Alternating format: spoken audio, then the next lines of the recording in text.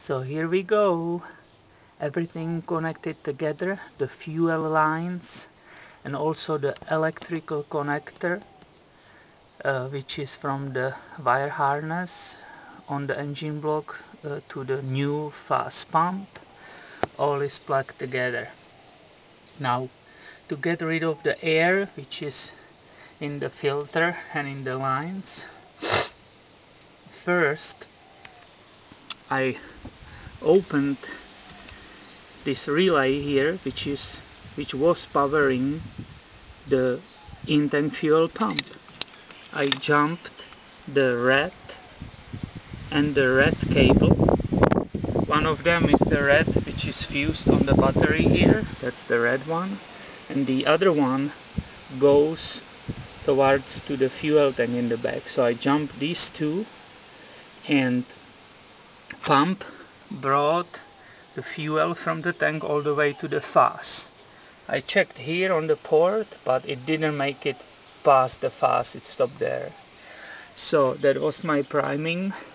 Then I bumped the starter of the FASS, and it was moving the fuel all the way here, so I bled the air from the system. But I saw in the cabin it was doing only 5 psi, so there's definitely resistance in the tank. So then I experimented after that and made running the in-tank pump using the jumper here, and I was running also the pump, the new FASS pump, and suddenly I had on the gauge 29 psi. So I had all air out. It was pouring out here super fast, like never before. It was really shooting out.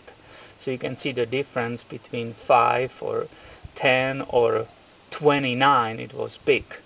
And I had air out, so I started the vehicle. The pressure went down to 27, and under the load it was 25. Now, I never heard such a high pressure, so I asked Doge. It's a Cummins forum.com. It's an incredible source of knowledge from all the people who already went through it. I asked the question if it's running 27 psi too much. Most of people said it is too much. One of them explained that it might damage a diaphragm on the injection pump.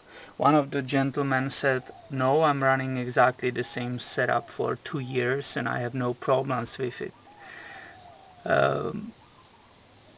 Because the whole reason of my installation was to protect injection pump from any damage.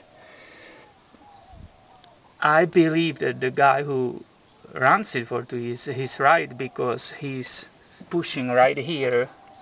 You push 27 psi, but this is the valve which keeps pressure inside 14 psi approximately. So and sends the extra fuel immediately back in the tank. However, I don't want to take chances, and I will be careful. So unfortunately, I will go and drop the tank and remove that in-tank fuel fine. It's a lot of extra work, but I will be on the careful side. So we will continue very soon.